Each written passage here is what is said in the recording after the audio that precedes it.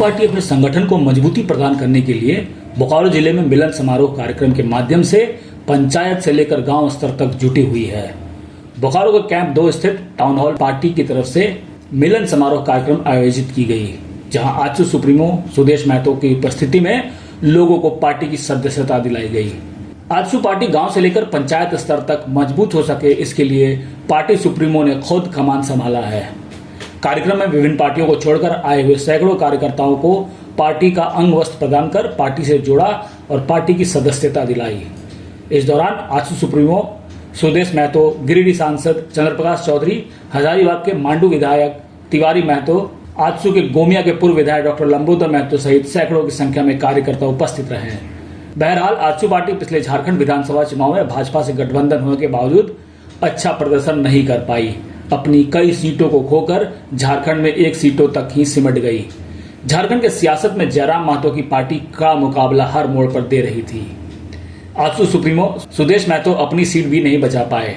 ऐसे में पार्टी को मजबूती देने और पार्टी को नए स्तर पर युवाओं के माध्यम से सशक्त करने के लिए गांव और पंचायत स्तर पर युवाओं को पार्टी के विचारधारा से अवगत कराते हुए एक बार फिर पार्टी को मजबूती प्रदान करने के लिए इस मिलन समारोह के बहाने विभिन्न दलों के आए कार्यकर्ताओं को पार्टी से जोड़ने का प्रयास किया है।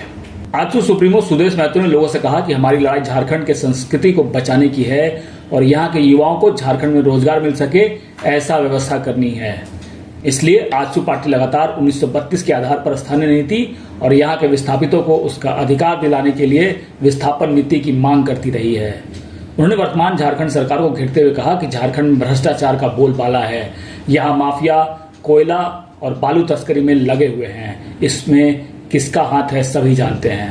उन्होंने कहा कि सरकार में कई नेता भ्रष्टाचार के आरोप में जेल गए हैं। आज बोकारो की इस धरती पर आज जो सभागार हमारा नगर सभागार में आज हजारों की तादाद में अलग और विभिन्न विचारधारा के लोगों ने, चाहे वो जिला परिषद के सदस्य हों, पंचायत के प्रतिनिधि हों, विभिन्न राजनीतिक दलों के पदाधिकारी हों, सभी लोगों ने आज पार्टी में योगदान दिया है। मैं हजारों की तादाद में आए सभी नेता कार्यकर्ताओं का भी हार्दिक आभार व्यक्त करता हूं, धन्यवाद देता हूं।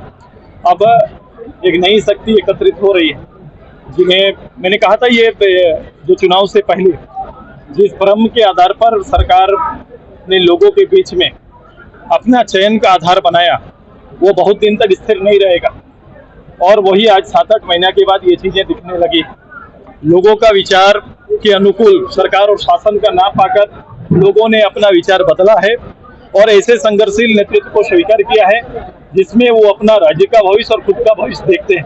ये सारे लोगों का आज अपनी ओर से स्वागत और आभार है और ये क्रम और सिलसिला सभी जिलावार चलेगा। हम लोग गांव के चौपाल की ओर फिर से आगे बढ़ेंगे, गांव की भावनाओं को भी एकत्रित और संगठित करेंगे और जो परिस्थितियां राज्य के अंदर में आई है, मैंने कहा बार बार मैं कह रहा हूं, जो लचर व्यवस्था है या फिर जो कानून व्यवस्था है, ये शासन का इकबाल जो नहीं रहा अभी, उसके में लोगों को लामबंद करते हुए फिर से इस राज्य को उसके वास्तविक स्थिति पर, उसके वास्तविक जहां इस राज्य को होना चाहिए, जहां इस राज्य की जो अस्मिता है वो उसको सुरक्षित रखने के लिए हम सभी लोग पहल करेंगे। कहीं ना कहीं राजनीति में ये अवसरवादिता का जो एक प्रमाण आया है, इसे कमजोर करने के लिए आपको बार बार चौपाल में आपको अपनी बात रखनी पड़ेगी और एक साधारण जनता के बीच में जो ये चुनावी जाल फेंका जाता है या चारा फेंका जाता है, उससे लोगों को उसके आत्मविश्वास को ऊंचा उठाना पड़ेगा। एक बड़ा चुनौती है, बड़ा काम है, हम इसे स्वीकार करेंगे। सरकार की ये बातें कांग्रेस, झारखंड मुक्ति और राजद के हिसाब से देखो, ये कभी भी ये बातें उठाने का समय नहीं है। इस आधार पर सरकार को यह शक्ति 2019 में ही प्राप्त हो गया। इसी आधार पर, जमीनी आधार पर लोकल पार्टी का नेतृत्व है यहाँ पर। अब लोकल पार्टी अपने मूल सब्जेक्ट पर कितनी वोकल है, राज्य के मुख्यमंत्री कर क्या रहे हैं, राज्य के मुख्यमंत्री और राज्य का कैबिनेट ये निर्णय क्यों नहीं लेता?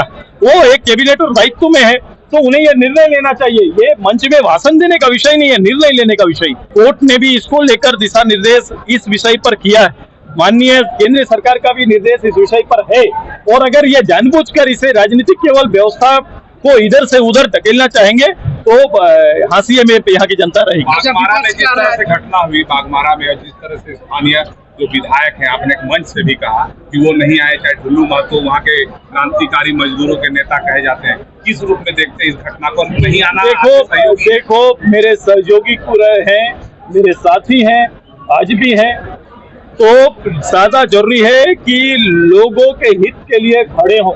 मैं हमेशा जनप्रतिनिधि को मैं उस रूप से देखना चाहता हूं।